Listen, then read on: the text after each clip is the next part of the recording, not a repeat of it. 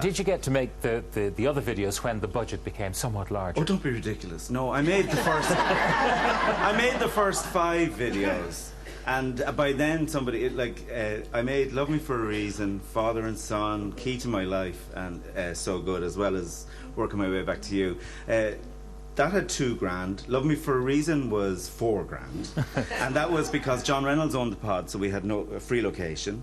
John Roshel owned the blue suits. Lenny Keogh owned the white sweaters that made them look like angels. Aisling Eyre went out and got the candles because John was going to use them in the club anyway. And everybody basically worked for nothing. I shot the images that were on the back screen. I took them into the jacks because there was a waterfall. I put them against the waterfall, shot those images, put them up on the projection, and then the lads were Love Me For A Reason. When they're looking all moody, it's the smell of the jacks that's killing them.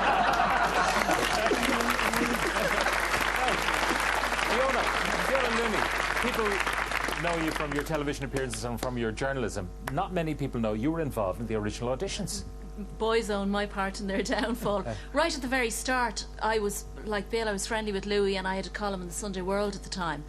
And Louis came to me, and I think actually I was one of the first people that Louis spoke to about this and said, I want to do an Irish Take That. I said, not a chance. Never going to work. Cannot work in this country. But hey, I'll go to the auditions. And Louis asked me to judge what he called the smash hits factor, because he had experience at that time with Eurovision, with, you know, dirty rock bands, but he wanted to see, you know, about pin-ups. He knew nothing at the time about pin-ups, so, or so he said. So I had to go along and judge, you know, would teenage girls scream at these guys? And in order to ascertain this, based on well, I'd scream at anything.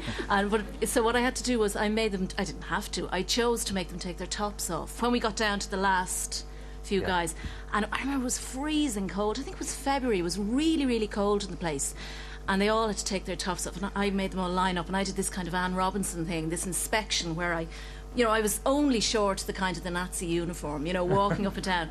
And I mean, to be honest, like, Ronan was 16, you know, it was borderline child abuse, to be honest. And I just remember they were all and goose pimples, they were all just shivering and not a hair in sight. And that was before they started waxing. I know there isn't a hair in sight nowadays for different reasons. There were no tattoos then either. Oh, no, they hadn't started writing on themselves either. So. And when they were finally picked, when you and Louis and whoever else decided these are the guys who will form this boy band, what was their reaction? Can you remember each individual one? I'll tell you what was really terrific about it was they didn't know each other. I mean, Shane and Keith knew each other, but the other lads, you know, they'd never been together, you know, in any shape or form as a unit.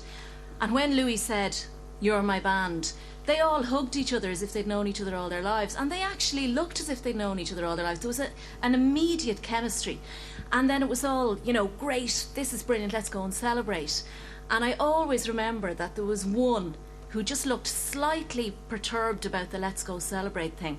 And in the excitement, it was all right, you know, who's going with who, let's get lifts going and all this. And Stephen was standing slightly apart. I don't know if you remember this, Stephen. And I looked at him, and the mammy in me, even then, obviously came out, because I went over and I said, "Do you want to ring your mammy?" And he said, "Yeah, I really do." And I said, "You know, he said, I need to ask if I'm allowed go. We were going to the pod. I need to ask if I'm allowed go." So I lent Stephen 20 pence, long before mobile phones, lent Stephen 20 pence to make the phone call to his mammy. Never got it back. I still owe you that. Yeah. we're interested. The man sitting beside you has a huge part to play in the success of Boyzone, Paul Keogh. You were head of Polygram at the time. You've gone on to JCB and other sort of thing. What are you doing right now? I work for a property developer at the moment, Ballymore Properties. Maybe you should go back in the music business. Maybe at this point in time, yeah. Now, you were approached by Louis to sign this band. Well, Louis used to come into our offices every day, because at that time the CD had only been invented, so Louis was replacing his LP collection daily by coming into the record company. So even by that stage, the receptionist didn't even stop him. So he just walked around the office and helped himself to the records. And then one day I was driving into work, and Tony Fenton announced that Boyzone had got a major international record deal. So I was very interested in this, but then as Tony kept going, he said, "Paul Keogh from Polygram has signed them to a worldwide deal." So I had to ring Louis and say, "What's the deal, Louis?" And then John Reynolds and Louis came in and said, "We owe 10 grand. We need to pay it this week." So you know, are you in or not? And so that's how it started. That's how they got signed to you in Exactly. Very good to you, though, because they made a lot of money for Polygram Ireland, not alone in Ireland, but at the beginning from elsewhere. Oh, what a lot of people don't realise is all the other acts in the world are signed to international labels. Boyzone to this day are still the only band that the royalties come back into Ireland, into the Irish economy. And so that's a big one. Okay, Paul. Where's Lisa? Lisa, you're the original girlfriend. You're the only one who was there at the very beginning, isn't that so? Yes, that's right. I've lasted the pace. Yeah. And what was your reaction when your fella decided to go off and do this crazy thing? At first I thought he was mad. I remember him coming in with headshots, very posed pictures of himself, and saying to me, I'm going to be in a boy band. And I said, you must be joking. And he said, no, I'm not. He said, I'll always go back and do something else. I'm going to give this a shot. And I really didn't support it at first. I thought it was quite strange. And then it just took off. Were you looking forward to being married to an architect? I was, yes. Yes, now. Although the architect spent more time coming down having cups of coffee with me than being in college anyway, so I didn't know if that was going to happen either. But he was so young then, and he was going for it, you know. But the following year or so, tough, you know, trying to make it, not knowing what would happen. Yeah. Did you ever waver in your support? No. I mean, I brought him everywhere we went. I paid into all the clubs we went to. I used to say to him, will we go somewhere? He'd say, oh, I don't really know. I'd say, do you want me to pay in? Yeah, that'd be great. So for the first while, that's the way it worked. Works the other way slightly now. Absolutely, which is great. Yeah, I've definitely got it back there, yeah, without a doubt. Yeah, what do the guys think of Dad nowadays? Well, I think, yeah, Jay, what do you think?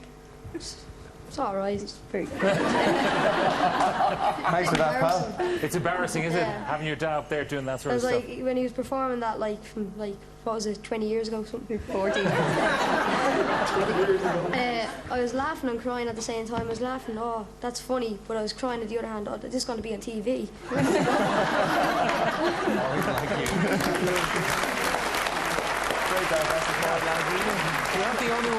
You're not the only one who might be a bit reluctant, because you were reluctant from the very beginning, weren't you? You're his ma, Keith's ma. You did not want him in this band at all. No. Why not? I was just saying to the researcher earlier, you know, you kind of put a band with drugs. So that's 10 years ago, of course, you know. So, yeah, no, I didn't. So I went to Mass every day to pray he wouldn't get it. First of all, when Louis rang the house, you see, he rang the house and said, could I speak to Keith Duffy? And I said, yeah, he was not here, he's in college. And he said, I said, what's it in connection with? And he said, well, he was dancing in the pod on Saturday night. And I said, no, I said, he's a hurler and a Gaelic footballer. Maybe Crow Park, all right, but not the pod. So, yeah, so he can dance, you know. Yeah, it was taking 15 years to get there. So anyway, when God refused to answer your prayers in the way that you wanted them answered, what Yeah, I then? remember he rang the house that night. Who, God? Oh, sorry, Louis. No, you see, he was to go to the auditions earlier that week and he got the venue wrong. It was supposed to be the Ormond Buildings and he went to Diggs Lane, but came home disappointed. But an hour later he went out for a pint with his friends, so it didn't let him. So anyway, Louis said, no, he has to come on Thursday. I want to audition. Now, I'm saying that on live television. You did do that. Then he came back and told me, no, he can't dance and he can't sing. Anyway, no, with the night of the Thursday night, it was, I'll always remember. And the phone rang, and Sean answered the phone, and he came in and he said he got the audition, Pat, be happy for him. And I went out to the phone and he says, Ma'am, I'm going to be a superstar. And little did I know. And so it turned out. Yourself and Marie Keating both prayed, isn't that so? We did. We went on a pilgrimage together, Marie and myself. Yeah, we did. And the intent of this pilgrimage was to achieve what? Just to take care of them on tour and all that type of thing. Marie used to run after the car that would pick them up and take them to the airport. She'd run after it with the holy water. to keep them safe. It's been a fantastic journey, though, hasn't it? You must be very proud. Yeah. Well, I think the one good thing, too, that's come out of it is the fact that the autism, that he has the, you know, what an ordinary Joe so probably wouldn't have, to the status kind of, has put that on the map, and it's done wonders. Yeah, and it's I'm done so wonders. proud of him for that. Absolutely.